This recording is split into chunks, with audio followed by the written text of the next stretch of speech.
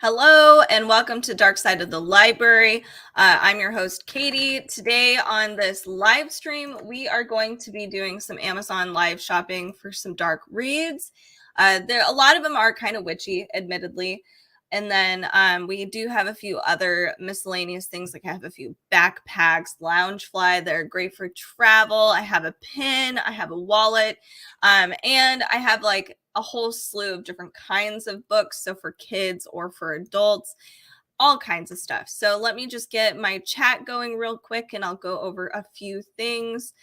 Amazon has been a little slow lately, so forgive me as we do this live stream. So I guess first I'll just talk about the electronics on the forefront. If you are watching over on Amazon Live, you will see like a whole different, all of my different streaming stuff. So the first thing is, here it goes on Amazon. Hooray! The first thing on here is the Blue Yeti mic, which is fantastic. It has done me well. And then next on the list, and by the way, if you do have any questions about any of these items, let me know, because I know some of it can be confusing. Oh, sorry. By the way, the Blue Yeti, it's 31% off today, which is a really good deal. So it's $89.99 versus $129.99. And Carrie and I have had our Blue Yetis now for, oh my goodness, I think it's been like three years now, and they've been great. No loss in quality. They're pretty awesome. So lots of longevity. Highly recommend if you do any sort of recording in any way, even with music. I know a lot of musicians use Blue Yeti. All right, the next one is the newer ring light. I do use that. It's an 18-inch. That's also on sale. So if you're thinking about streaming or doing Twitch or any of that stuff, maybe it's time to check out some of the items on Amazon. And then lastly, I'll get through these tech things really fast, is the Elgato face cam. For some reason, one of my live streams, it was having a problem, and I think it was a software update, so that was really my bad. But overall, it has been a really great camera. I've had it for, I think, 2 years now, and it's been great quality, really awesome. Mobile, it's really easy to put together. It's pretty self-explanatory. All right, let's get on with the good stuff, some of our dark stuff. So I'm going to start off with a Loungefly backpack first. It's a Nightmare Before Christmas. I'm sure Carrie is going to be super excited to get these when she's back home. So here, let me grab it. It's so cute. Here it is. So Loungefly does a really good job with all kinds of different pop culture backpacks. So for instance, here we have a cute little pocket with a zipper. The zipper is great. I can't tell you how many times I've bought like backpacks, luggage for travel specifically, and the zipper breaks in, I swear, 2 days, 2 weeks, or like the fourth time using it. It's really frustrating. These zippers are awesome. Here's kind of the inside. You can see a cute little jack here. And Oogie Boogie is there too. Here we have the back of the backpack. Straps are super comfortable. They're adjustable. These are really great to take with you to cons and stuff. So here you can have like little places for little knickknacks. Not big enough for a larger water bottle, but if you wanted to take like a small, like an Arrowhead or something like that, you could. And of course, we have the inside, well decorated, and we also have a cute little pocket right here. Let me see if I can actually get you to see it. It's probably big enough for like a phone, that kind of thing. There is a little padding, so this is really great. I know a lot of people are traveling this year, especially I think this year is the year for travel. People are getting out of their house more. It doesn't even have to be like a big vacation, just going on a camping trip or something. This is really cute if you love Nightmare Before Christmas. It's also on sale, so if you are looking for like Christmas gifts ahead of time, which I need to start doing, this is really awesome. It's only $60 versus what it usually is, which is $80. Fantastic quality. I should probably figure out, I think this is vegan as well. I think Loungefly does a really good job with that. It's simulated leather, but it's very good. Good quality. Check this out. All right, let's move on to our first book today, cocktails, because who doesn't love a good cocktail? I'm a little disorganized because we're remodeling right now, so I only have a box of stuff, and I just have to dig through it. So just bear with me as I do that. Hello, Sean Jones, my favorite person ever. I have to drink some water. I'm sorry. I've been a little slow today. It is a little like pleather. I think it's a little higher quality than pleather. Okay, hold on a second. Okay. This is actually on sale right now. It is $16.99 versus $18.99. This is such a fun book. So if you do tarot cards for funsies or even serious business, it's great for both audiences. Plus, it has a lot of cocktails I've actually never seen before. So let's look at it. It's just really fun. I want to get together with some friends eventually once the stupid remodel's finished, and then be able to do some of it. So you can see there's a lot of photos, lots of guides, even homemade syrups. So let's go through this a little bit. It does talk about the basics of tarot, so very handy if you've never done it before, and tarot and zodiac. But let's go to the fun stuff. Bartending basics. It's very much both. Handmade syrups, special editions. So here we go. Here's a photo. Isn't that stunning? I need to find this bottle.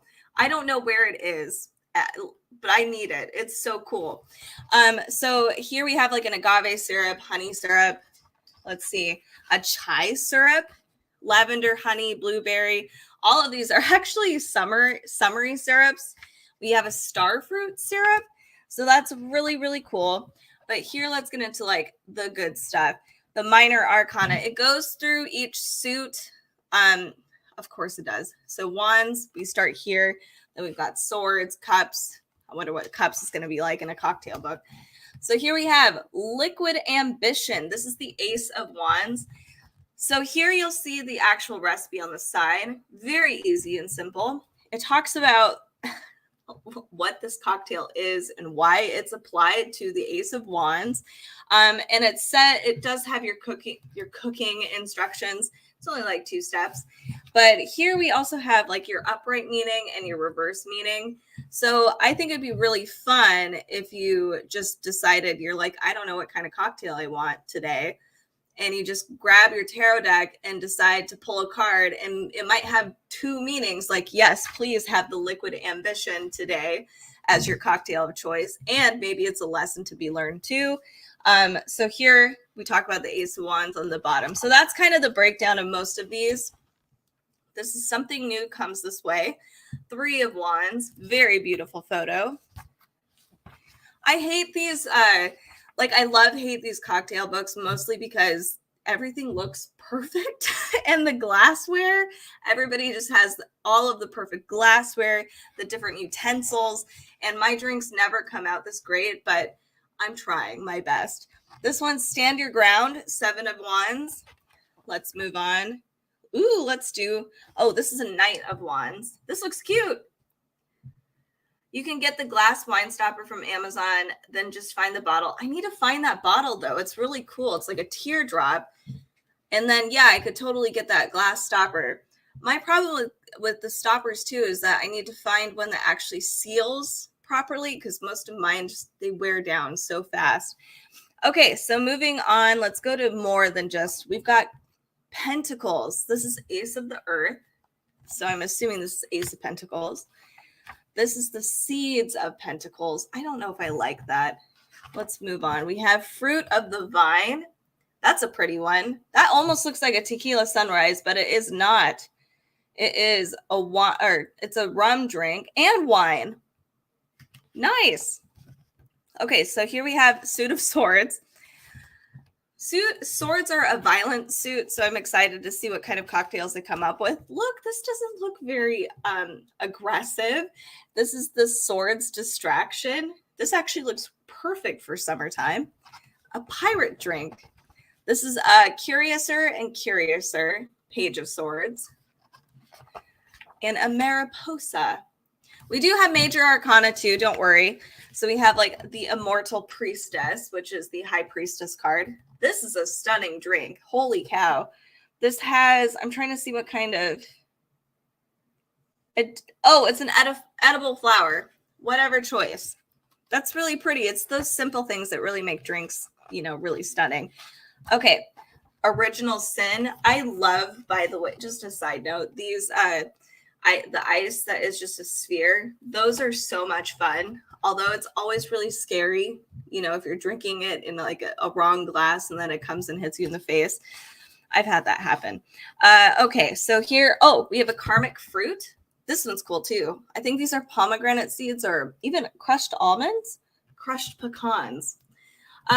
Sean says, what? Okay, I'm gonna look that up when when we're done live streaming here, because you might have saved my day. I've been trying to think of what to do with my new remodel because we're remodeling our kitchen, and I'm like, what can I do to make it like functional and decorative at the same time? And those glasses are cool. Okay. Ooh, holy cow! This is called the Temptation, and it's the Devil card. That's perfect. It is just evil, perfect looking. I love it. And then we have the Flaming Tower. This is such a fun book. I really enjoy it. And then finally, we have the Moonshine. I don't know if you can see this, but there actually looks like there's glitter in here. Very cool. So if you are looking for something really fun to do this summer, having like a little witchy party, you could do tarot cards, make some cocktails. This is a really fun thing to do with friends or just, by yourself. Have a self-care day and have Spirits of the Tarot with you. So moving on. Oh, and by the way, that is on sale. Next, I'm going to talk about a book I finished not that long ago. Let me find it real fast. It's not a very long book. It's The Salt Grows Heavy. This is by Cassandra Khaw. They wrote Nothing But Blackened Teeth. Thankfully, it is on the back of the book. So if you are a horror reader in any way, you might recognize that book. I think that came out 2 years ago. So this one, I gave a chance. The previous book I was just talking about, Nothing But Blackened Teeth, had mixed reviews, so I wasn't really sure if I wanted to pick it up.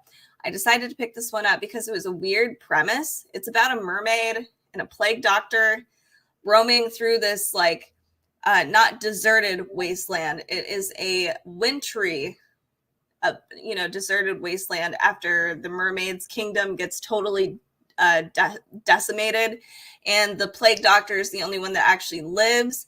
It's only like 100 pages long. It was a very quick read. It was beautifully written. It's a great, oddly, I guess it would be more of a wintertime read just because it has a mermaid in it. Doesn't mean it's summertime, but it was Mermay when I was reading it, so I had to read it. So here I can read you the first part of it. So it's very body horror. So if you're not into that kind of thing, maybe pass this book. It's pretty grotesque, but it's just beautifully written. It's almost like a poem, and it is like a dark fairy tale. So here, let's see. And everything kind of revolves around the body. So I'll read the first paragraph. Hopefully I don't mess up. Where are you going? I pause. In the penumbra, the fading dusk gorgeted by coral and gold. You could be forgiven for mistaking the ruined house of a rib cage, the roof its tent of ragged skin. The foundation, at a careless look, could pass for bones, the door for a mouth, the chimney a finger crooked at the sky, or at a wife who would not be a savior. So immediately you already see the connection between body and the environment and the characters. It's very much about like identity, kind of flipping folktales on its head, different interpretations of like actual folktales, talking about like mermaids technically are representations of like females being free, but they're also monsters. So what does that actually look like? It's a pretty cool book. I highly recommend it. And it's a quick read. So the actual hardcover is $19.79, but you might be able to find an audiobook of it too. So this is The Salt Grows Heavy by Cassandra Khaw. I just wanted to talk about that really fast. I know there's no pictures. All right, so the next one I'm excited about. I think it's a nonfiction read, and it's actually for kids, but I think it answers some questions for adults too. Will my cat eat my eyeballs? So, kids ask crazy questions all the time. My niece throws all kinds of things at me, and I'm like, I don't know where this came from, but okay, we'll go here. So, this is big questions from tiny mortals about death. So, Caitlin Dotree is actually a mortician, and she does break all of these things down, these questions, in scientific detail. So I have not had the opportunity to read this all the way. So here are our table of contents. If you are curious, we have like, when I die, will my cat eat my eyeballs? What would happen to an astronaut body in space? I'm assuming when they die. Can I keep my parents' skulls after they die? So kids are crazy. We have, can we give grandma a Viking funeral? I actually need to read that chapter because that is very true. That's something my father would like. And then we have, why do we turn colors when we die? Do conjoined twins always die at the same time? So interesting questions, and it's all broken down by a mortician, and we get cute little photos. Isn't it awesome?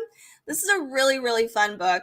It's really insightful, not just for kids, but for us too, adults. And it's a little grim, but life isn't rainbows and butterflies all the time. We have to acknowledge these things. Sean says, fun fact, one of our kitties had to have one of her eyes removed, and we have kept it in a container on the shelf. I actually do have a friend too who they had to remove their cat's eye too. I don't think they had the opportunity for the eyeball on the shelf thing, but that is a good thing about Sean. Now we know that is not something I would have anticipated from you. So now I know what kind of person you are. Eyeball on the shelf, Sean. So anyway, this is the Will My Cat Eat My Eyeballs book. Oh, Sean. Well, thank you for checking in and stopping by. I will definitely see you soon. I hope you have a fantastic day. And everybody else, you can also contribute just like Sean has. Make sure to comment. You can give me a follow, especially if you like dark reads. That's typically what we talk about. But we do talk about more things than that. This book is 45% off hardcover. Really fun. This would actually just be a fun book to read if you do have morbid kids that just want to learn stuff. I was kind of one of those kids. So, Will My Cat Eat My Eyeballs? This is $14.39 right now on Amazon. We're going to take a quick break from books, and I'm going to show you guys my other backpack from Loungefly. It's very cool. I think I like this one better than the other one. And it's another Nightmare Before Christmas. He looks so spooky and great. You even get like his bow tie. It's all very three-dimensional. So again, these zippers are really awesome. I think I'm just really upset with a bag that I did buy. It was like $300 for luggage. You know how expensive luggage can be. And the inside zipper, I used it 3 times total, and it's already just $300. Why can't you get a zipper right? Loungefly does. So here's our awesome zipper. Watch, I cursed myself. Wouldn't that be fun? So this one, totally fine. Great. Here's the inside. We still have the little foamies in here. You can see cute little Jack on the inside. No zippers or anything on the very, very inside pocket here, but it's so cool. I love this. And again, adjustable straps. Very comfortable too, just to walk around in. Sometimes I have a few bags, especially for like cons, these really small backpacks and stuff. They have tiny straps like this, and they just dig into your shoulder, and it's so uncomfortable. These ones are really nice though. And then here, let me show you the inside of this. You have Jack still, super cool. And then it also has inside a little tiny pocket. You can probably put, Post-it notes, your phone, that kind of thing in there. It's not huge. Jewelry, extra stuff, maybe some extra cash. So this is the Jack Loungefly backpack. It's really cute. No, it's not. There's no sale on it, unfortunately. It's $100. So I get it. This would make a very special Christmas gift for anybody that does love Nightmare Before Christmas, birthdays, that kind of thing. All right. So now you got your backpack fix. Let's move on to something a little more mystical. Here we go. What? Hello, Richard. Nice to see you. I don't recall doing that. Maybe I did. Maybe it was because I hate zippers. Was that what it was? So I have a Women of Myth book I want to share with you. This is a very cool book. I am trying to do something similar to, I'm not copying, I promise, but I love this concept, diving into female figures in mythology and folk tales, because they're not really talked about, or they're very overlooked, except for, I guess in Greece and Roman mythology, they all have kind of certain domains. Sometimes they overlap, but we overlook a lot of other cultures, like Slavic mythology. So interesting. So this dives into so many multicultural goddesses, monsters, and heroines in mythology. And we get to, I want to give you guys a full photo of all of these. I hope you can see it. Why am I passing them all?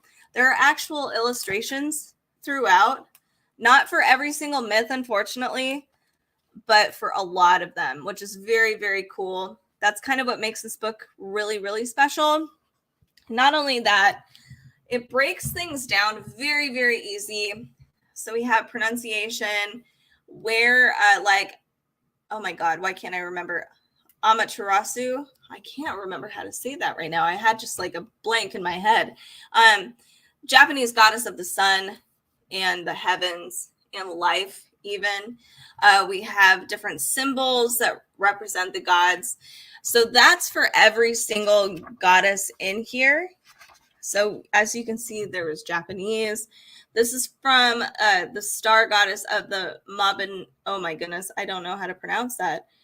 The Mabina. Oh my God, I'm so sorry. That is embarrassing. The Mabinogion. Why can't I say this? This is from, I need to figure this out. Where are you from? Is this Welsh? That would not surprise me. That's why I can't pronounce anything. Here we go. Let's move on. I'll stop embarrassing myself. Here we have like Athena here. Not only that, we have like an overview of who Athena is. Most of us know. Then we have like what's her story, and there's additional stuff here. So not the entire myth or every single myth that Athena is featured in, but some of the bigger ones. We have like the Chinese goddess, Baish. I can't remember how to say her name either. Corn Mother from Native American myth. Let's move on. We have the Maori goddess of death and protectress of the dead. Oh, this is so cool. And then we also have like Isis, Egyptian. So you can see it's very, very multicultural, and kind of throughout all of human history too, different myths have popped up. But let's look at more than just the gods. We have the heroines as well. There's not as many, I have to be honest. Like even in my own personal research, it can be really hard to find some female like heroines, either real or mythological. So here we have, oh no. See, this is this is a genderqueer warrior of the Mahabharata. I think I said that correctly. Yes. Here we have Princess Bari, Korean shaman. Here is another, let me see, Atalanta. So it's cool. And then my favorite chapter is, of course, the monsters. So we have like Lilith is technically a monster. I know. Okay, there's Medusa. No picture of Medusa, though. I'm very shocked. Persia is another one. Pesta is another. Honestly, I love Pesta. I think she's so cute and evil. And then we also have, oh my goodness, wow. This is an interesting one. Creepy, right? The Pollock Oh man. So lots of cool stuff in here. I'm just more obsessed with how I'm pronouncing these. I need to move on. So this is Women of Myth. It's very cool. Photos, different overviews of all the goddesses, heroines, and monstresses in here. And they're like their myths, how to pronounce the names, which I should have looked at, their symbols, where they appear in certain myths. So it's very cool. Very educational too. It's a palatable thing. Because mythology can be a little cumbersome sometimes. It's really fun. All right, so I don't know if any of you guys are spell people, witchy people. I've personally never done this before, so this is a whole new realm to me. This is your first spell jar. It's a perfect book for me because I've never done it. So it's got 59 and more recipes for beginner witches to manifest protection, prosperity, happiness, etc., using herbs, crystals, candles, oils, and all the things. So there's not a lot. I don't think there's any photos in here, actually, which kind of sucks, but that's okay. It was more like your frustrated sound about the luggage. I just hate that luggage is so expensive, you know, and then they can't even get, the quality is just not there. I'm like, why am I paying $300 for this stupid piece of plastic if I can't get a good zipper? It's just very dumb to me. Everything is made so cheaply now. I don't get it. Anyway, I won't go on my little rant about that. I promise. Okay, first spell jar. Let me look at the table of contents real fast. So this is a perfect, it's not a very big book. It's pretty small. And it's perfect for beginners. It doesn't take up so much space. I know a lot of us are living in smaller and smaller quarters. And so collecting books is it can be such a hassle. I totally get it. And I think there might even be a Kindle version of this as well. So if you would rather do that, also very understandable. So in our table of contents too, it says like anything you need to prepare your spells. That's where I get hung up on, is like, hey, I'm really excited to make a spell jar. I'm really excited about this project. And then I have to go to the store and I'm like, ugh. So I like that they've listed everything off for you, ideas and just basics. So you can just do that one store run and you don't have to do 50, which is what I would do. And then we have casting your first spell. And then we have the different spells: protection, friendship, health, tranquility, blessings. We even have like chakra healing spells. So I'm very sorry there's no photos, but let me just talk about how each jar looks. Let me find one. Here we have spell jar number 34. So it's labeled. You can kind of see here the spells are labeled, which is, I guess, handy. We have a spell for pain relief. That would be nice. I think all of us would love that. So it says a recipe for relieving chronic or other types of physical pain. After cleansing your space, cast a spell circle if desired and call on your guides, etc. Blah, blah, blah. Here's the ingredients you would put in your pain relieving jar. You can do like anise, fennel, or coriander, ginger, turmeric, or cumin, amber, citrine, or carnelian, hematite, black tourmaline, or lava stone. So like it was saying, you use a whole mix of things. Different oils like peppermint, eucalyptus, or tea tree, lemon, lime, or orange oil, a drop of salt water, green or white ribbon, and a green or white candle. Ooh, that's fun. So that's cool. You can just make a whole bunch of cool jars. Let's see if there's anything in here about like how to concoct your own. Yes, you can actually create your own. It doesn't have to be any of the numbered spell jars. You can literally just be like, hey, this like certain colors have certain meanings, and you can create your own spell jar, whatever feels right. Different herbs and what they all mean. And then I think they talk about stones. Yeah, they do. They talk about everything. They break down everything for you. Great first spell jar for witches book. Very easy to follow. All right, here's our next random Amazon find. I'm a sock person, and that includes Edgar Allan Poe socks. Here we go. I really wish these were compression socks because that's where I'm at in my age these days, because I need compression socks galore. But aren't these cute? So if you are a bibliophile, especially if you like gothic, horror, any of that stuff, you probably enjoy Edgar Allan Poe. So these are adorable. It's actually polka dot socks. I'm sorry. So this is not on sale right now, but I do like keeping these adorable things in mind. Again, for the holidays coming up, this is a great, clearly stocking stuffer. It is, did I already say? Yeah, I already said it was $14.95. Stocking stuffers, socks are always really welcome. Most of us don't change out our socks enough. So keep socks in mind. And they have a lot of really fun ones over on Amazon, including polka dot socks. Okay, I'll be done now. All right, here's our next thing too. Another kind of stocking stuffer idea. Let me find her. I don't know where she went. Oh, here we go. I actually haven't opened her up all the way. So I know not a lot of people are Harry Potter fans anymore. Fine, whatever. Thank you so much, Richard, for doing all of these things for me. I really appreciate it because I'm really terrible at it.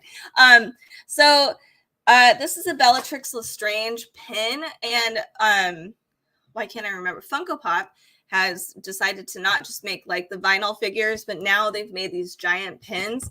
So you can actually click through this particular link in the carousel and you can see all of the different giant pins. They have like Frankenstein, Dracula. I think they have, like your Marvel characters, Wonder Woman. I know Wonder Woman is not Marvel. Trust me, I'm just giving examples. This one, though, is on sale. It is $8.97 for this giant pin. So, and I think they even have like Five Nights at Freddy's. They have a lot. So I definitely click through and check it out. And they might have a big sale going on. So let me get this. Sorry if that was loud. Okay, so not only is this a giant pin, you can actually just have this standing with you because it's got a little thing here, a stand. It's a stand for standing. And it comes off. You could hang. Oh, okay. You can hang it too. You can attach it to things. It is very cool, actually. And it's huge. Like, it's just massive. I'm trying to be a pin person, but I'm not. I don't think I am. Like, I want to be. I just don't know if it's actually going to happen. Hello, Alan. Nice to see you again. I feel like it's been a long time. It's probably my fault, to be honest. It's been crazy. Carrie and I have had a crazy, chaotic life for the past. It's actually been a year. It's been since February. Yay. Anyway, so here is the Bellatrix Lestrange pin stand.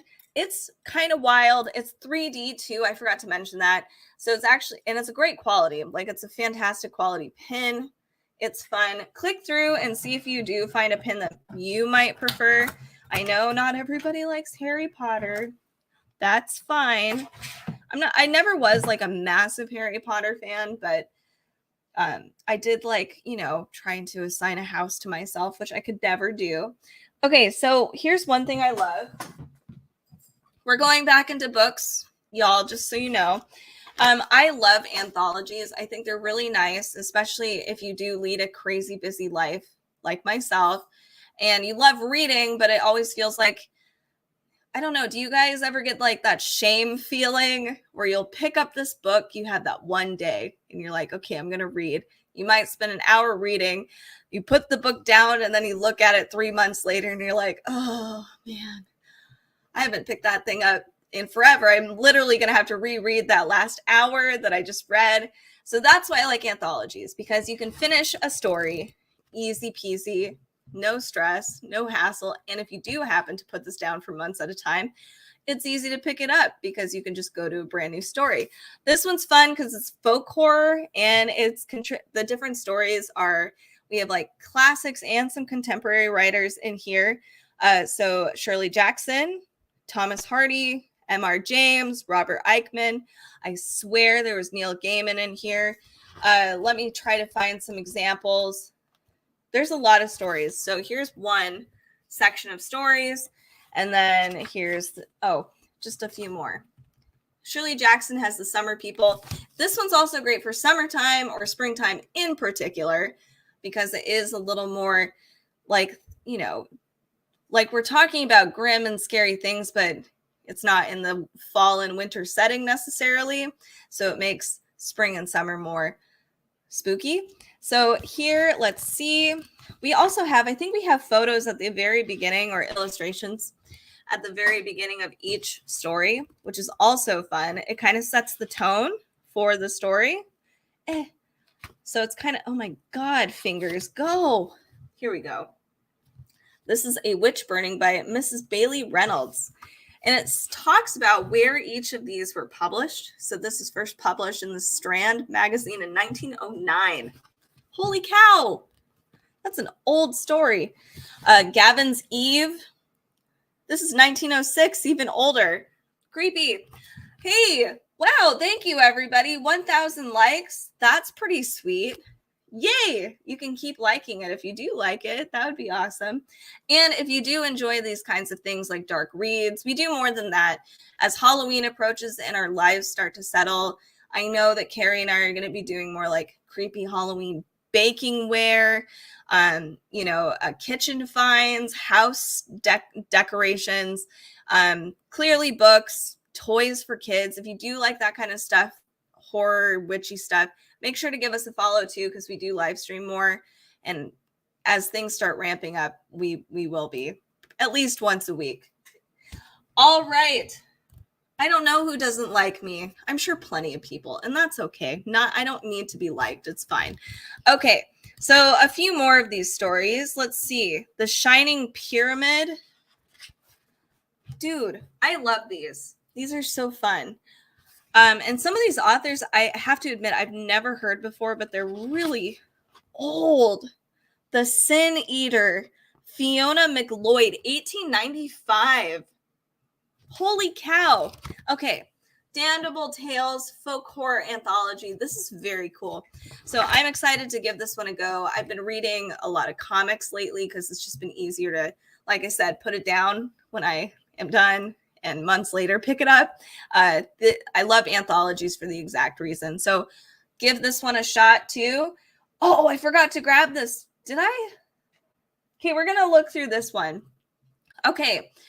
And I admit, I'm pulling a bad Amazon thing right now, but the reason why, so I'm really frustrated because this is an older Zodiac book, and I think it's technically out of publication. If you do click through, they do have like used copies if you really want to check it out. And honestly, this is one of my favorite Zodiac books.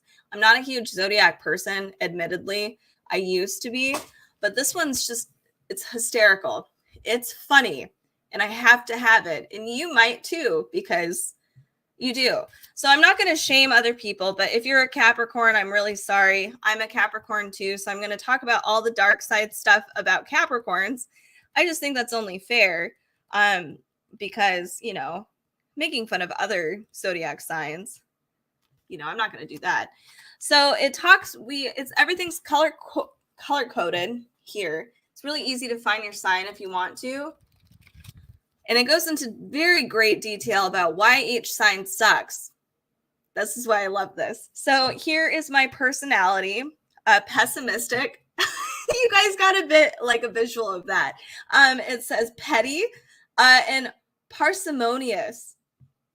I love it. So then we also have in the very beginning, this description is hysterical. Like when I first read this, I was crying because it was just too funny. So it goes over the basic stuff, like I'm a feminine cardinal earth sign ruled by Saturn, etc. And it says on the dark side, this means I'm a cold, cruel, petty-minded slave driver with unsuspected yet unquenchable ambition and an addiction to tight-fisted penny pinching. Oh, that's me, which is not actually true. I'm so bad with money, which is hysterical, but that's the Capricorn dark side. So here we have like you're born under a bad sign. So this means like you're different. If you're a rising Alan wants to know what's Pisces. I think you're a crybaby is what I think I recall is what it is. Let me go find it for you. Oh, I have to say, I do like that we've got this really cool bluish teal, like aqua color for Pisces is perfect. Okay, so it says personality, confused, chaotic, and contradictory. On the dark side, let's see. This makes you a slippery, manipulative, unreliable reality dodger with delusions of adequacy and an addiction to sentimentality and self-destruction. I'm sorry, Alan, I don't think that's you, but that's what it says. So I love this because I swear all of these horoscopes books always talk about, oh, look at these things, and it's a little toxic positivity sometimes, and I just really like this. Is just refreshing to me.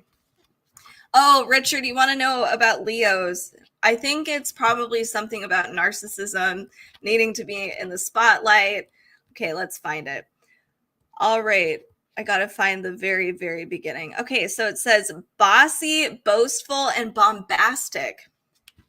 So on the dark side, I just need to make sure some of these signs have appetites. Just saying. So it says on the dark side, this makes you a vain, arrogant, condescending solipsist. I don't know what that is. I apparently need a dictionary. With imperial longings and an all-pervasive addiction to unconditional sycophancy. Oh my God, why can't I say that? See? What? Oh no! Richard, you are not bossy. No way. Boastful and bombastic, although you are really awesome about showcasing everybody else. So maybe you're just like using that Leo stuff and being super nice to everybody else. I don't know.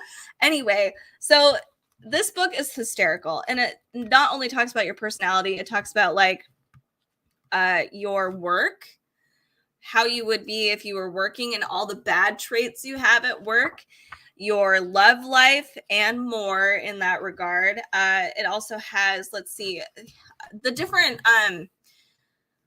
planetary symbols. So maybe you're not a sun Leo, but maybe your rising sign is a Leo, or maybe you're a Leo under Venus or Mars or whatever. It goes over all of that, but all of like the bad traits, which honestly, this book just cracks me up. It really does. So this is the Dark Side Zodiac. I think it's out of print, so I'm cheating. Sorry. But you can click through if you really want to check it out. They have a whole series of these books too that go into greater detail about the dark side of the horoscope. So like marriage or work or whatever. So this is fun. One of my favorites. Okay, next we're going to talk about, I feel like I just did a cocktail book, and I probably did. That's okay. Hold on a second. We're going to talk about some witchy cocktails. This one I've talked about a lot on this show, but honestly, this hasn't really done me wrong. It's a solid book, and it's a solid like bar cart book too. There's a lot of cocktails in here. It's really easy to kind of move around. Richard says, I'm on the cusp of Leo and Virgo. Okay. Well, Virgo like tampers things down, I think, because they're like more reserved. It's an earth sign. So I think that's a really good cusp, honestly. Okay.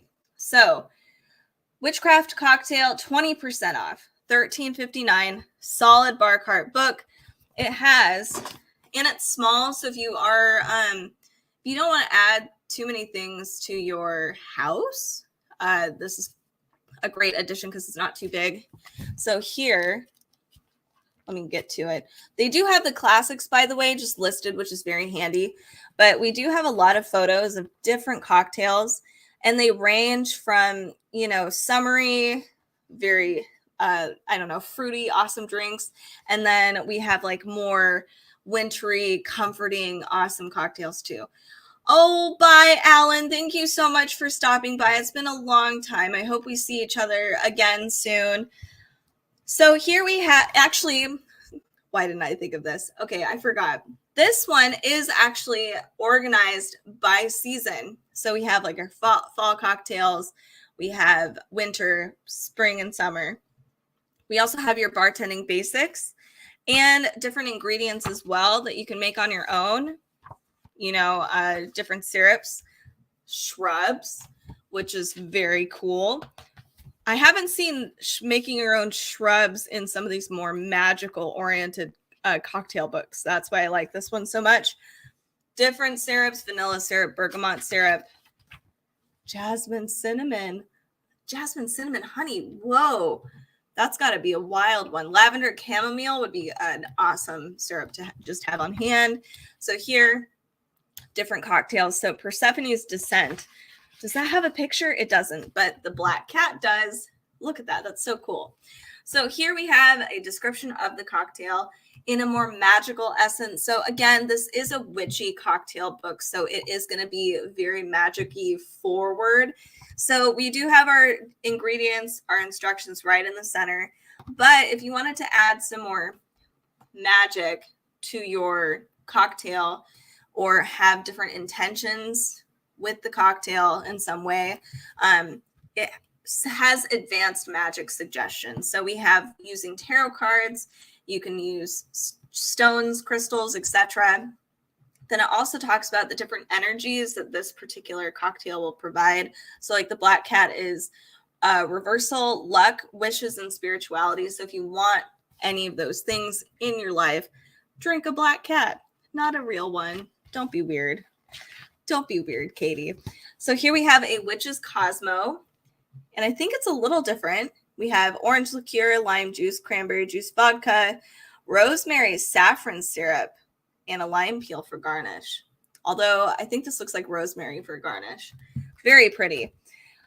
Here is the Reaper.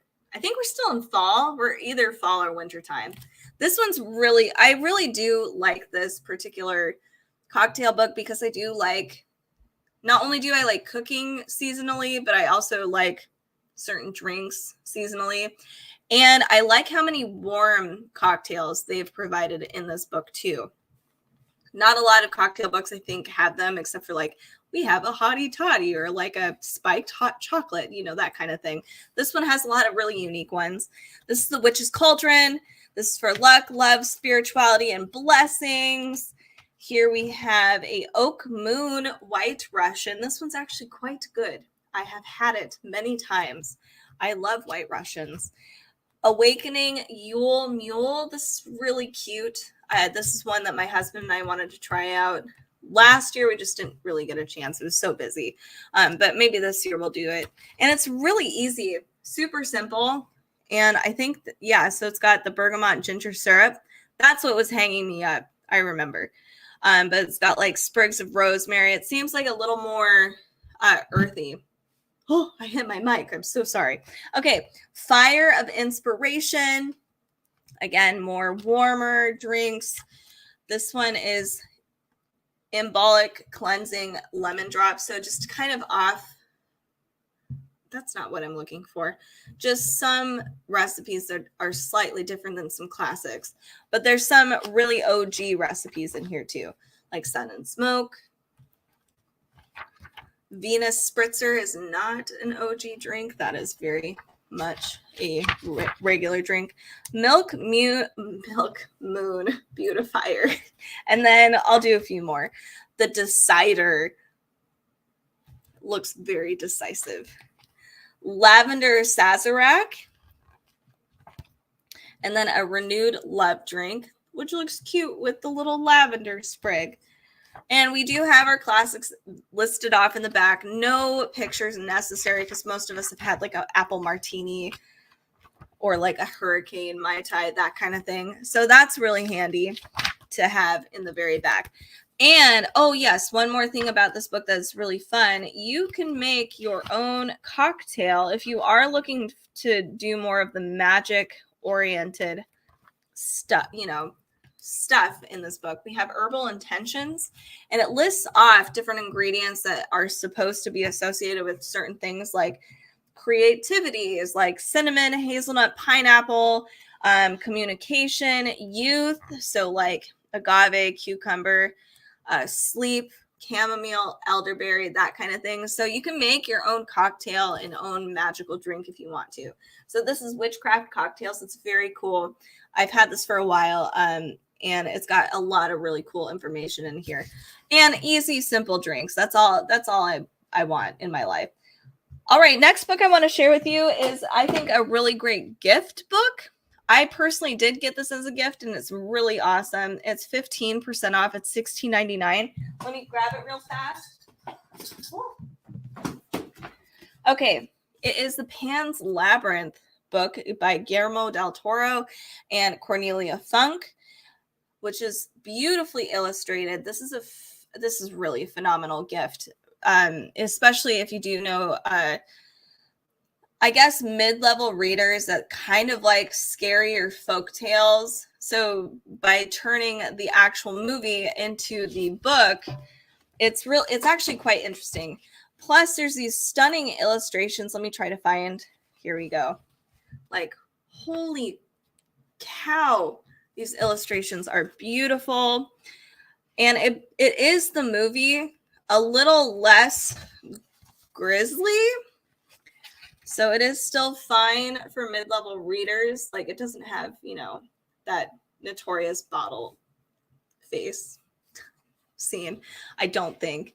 But it's really beautiful. I think this is a keepsake with a lot of beautiful illustrations, rewritten for mid-grade level readers, especially if they do like dark folk tales. And Pan's Labyrinth is really just a beautiful classic. I actually need to go and read it or watch it again. It's been such a long time. So if you are looking for some additional gifts, maybe, I didn't even know this existed until I was gifted it. And we do a pretty good job over here researching books. So when I saw this, I freaked out. This is a really cool book, and it's on sale right now. It's just, it's beautiful. Hardcover. I do suggest it. It comes in a sleeve. Here's what it looks like without the sleeve. It's got some of the movie, more realistic illustrations here. But wow, so pretty. Even the spine is pretty. So anyway, check that one out if you are looking for something for a mid-grade level reader. Pan's Labyrinth. This is rewritten by Cornelia Funk, who is just brilliant. For a brilliant children's author for sure. All righty then, what do we have next? Something totally different and serious. Underland. Okay, so I've been reading this as this is one of these books that I actually do get guilty about because I was doing such a good job. And I'm terrible. I bent my little corner. I know, shame on me. But I was doing pretty well reading this book, and it's fascinating. At times, I did feel like I needed to stop reading and actually Google what they're talking about. And I'm glad I make sure to do that. Don't just take content at, don't think it's total reality. Make sure to do your research. Okay, hold on. And Richard said 5K likes. Oh, good. Wow, that's awesome. Okay, so thank you so much, Richard, for sticking around, telling me all these things. This is 30% off too. Okay, so this is, let me break this down for you as best as I can, which means reading the back because, it's complicated. There's a lot of really cool stuff in here. And I'll tell you about it in a second. So this is an exploration of the Earth's underworlds as they exist in mythology, literature, memory, and the actual land, Earth itself. Traveling through dizzying expanse of geologic time, from prehistoric art in Norwegian sea caves to the blue depths of the Greenland ice cap, to a deep sunk hiding place where nuclear waste will be stored for 100,000 years to come. It takes us on a very cool journey into our relationship with darkness, burial, and what lies beneath the surface of both place and mind. This is very cool. I study mythology on my spare time, and I have my own YouTube channel and stuff, and I draw. So I really love these kinds of books because I want to approach it with a very scientific scientific mind. So a lot of myths actually that I know of, like Aboriginal myths, for instance, from Australia, the first people of Australia, lots of their myths are actual reflections of the land itself. So they'll talk about these toxic waste areas and how people have died there in their myths, and it sounds like super epic. But those places are actually real. Or the creatures they talk about, giant. I can't remember if it's like a badger or a not a capybara. I think I was going to say chupacabra, not a chupacabra. But anyway, these creatures actually were real in Neolithic times, which is really cool. So in this book, they kind of talk about some of those things as well, like spelunking and actually going down into the earth, and how we talk about why the underworld is, like why actually going underground and going to the core of the earth is always associated, or most of the time associated, with death in some way. Like going to the ground is always that kind of thing, and going upwards to the sky is always about heaven, or some other outlandish thing, big power that we don't know about. So it's really a really deep, very cool book. So if you do have the time for it and you love mythology and that kind of thing, I do, and not just mythology, but science too, why that applies to just our human experience. Very cool book. But like I said, I've had to take some Google breaks and be like, what are these people talking about? These particles that go in and out of people, like little portals. What? That exists? So it's very insightful and enlightening and just crazy cool. So definitely check out Underland. I think it actually did it win awards? Well, it was a national bestseller. It had to have won awards, right? It's a great nonfiction read. If you have time on your vacation, check out Underland by Robert McFarlane. Now we're going to talk about something a little different. I don't know how I made this list today. It's all over the place.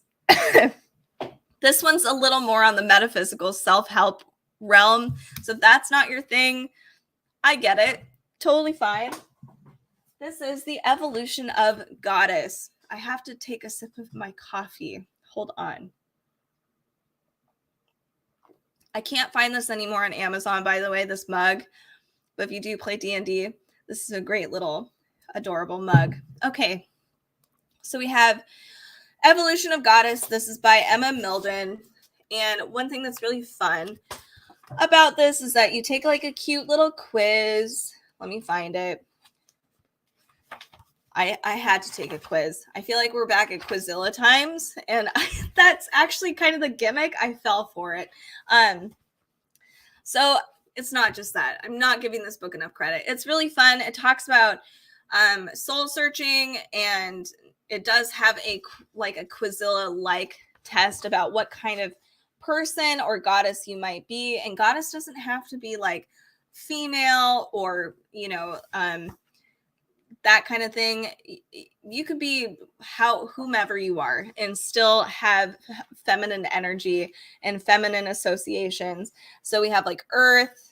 I think there's sun, water, moon. What else? Air, I think. I can't remember air because I am very much the opposite. Surprise. Airhead here is the opposite of air, which is funny. Oh, no. Okay. So it is sun, air, earth, water, and moon. No fire, because I think that's the sun takes up that piece. But it does talk about myths. So different goddesses that are featured in mythology, what kind of goddess they are, like what domain they would technically control. And that includes like Hindu goddesses, Egyptian. We have, I think, even some Mayan, Native American. We obviously like Greek and Roman, etc., Nordic. So a whole range, which is great. So very, very diverse, which is fantastic. There are evolution exercises throughout, and there are exercises in each chapter. So like I was a water person. or I am a water person. It does talk about like what my personality type is, how to take care of myself, what the element associations are, water spirit animals, water crystals, aromatherapy. It goes through all of those things. So if you're kind of, you know, somebody that likes that kind of stuff, and it does talk about different, more female empowerment. So contemporary women who have made strides and why that applies to the goddess modality. It's very cool. I like what they've done here. It's kind of hard to describe. I hope I did a good job. This is Evolution of Goddess. So it does talk about history, self-help, different goddesses in mythology, how that applies to you and what you can do for yourself. It's a fun one. So this one's on sale for 11% off, $16.99 if you're looking for something fun to kind of look through this summertime, and maybe you'll find what kind of goddess you are. All right, what do I have now? Oh, yes. One more adorable lounge fly item today. I actually do use this, and we got it during Hocus Pocus 2 time. So here, it's so cute. So I know these backpacks are super expensive and they're really nice. The quality is great. So like I said, I've used this wallet for, it has actually been almost a year now. And it is in great shape, as you can see. And I am not kind to my wallets, let me tell you. So the zipper, if Richard's still here, is great. I love it. It's fantastic. We also have, it's, okay. Oh, I should probably empty some of these things out. I don't, here we have like different, here's my ID, don't look at it, or my credit cards. That's fine. We have like 4 little slots here, a place for cash. I clearly have ADHD. There's my rumpled up receipts. And then there is actually quite a bit of space behind where your picture goes. Sorry, don't look at my ID. It's a really cool wallet. And if you do like Loungefly, generally they've got a lot of pop culture stuff. The wallets are way more affordable. So this is $28.50, and these go on sale often. It was like full price $40, but this was on sale, luckily. So, and right now it is on sale. Again, great gift item. It's fun. These are like a little 3-dimensional. It's got a lot of cool design on it, and it's high quality. And the zipper is great, Richard. It's wonderful. So, yes, think of Christmas. That's all I think about, apparently, these days. How do I gift somebody things? That's all I do. So check this one out. Next on our list today. Ooh, somebody's already clicked on this. Somebody's already like looking through all my stuff, and they're like, ooh, look at this cool comic book. Wow. I've already gone a full hour and I still have a ton left to do.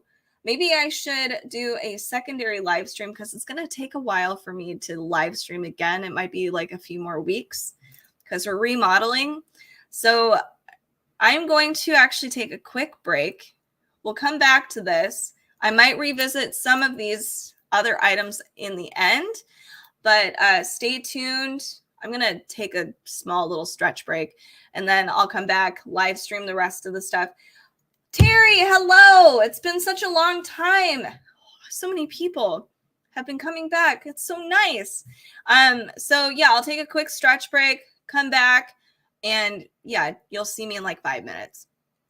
Yes, we're going to be done now. Give me a follow if you like this kind of stuff, or stay tuned for 5 minutes from now. All right. Thank you. I'm going to stop talking. I'll see you soon.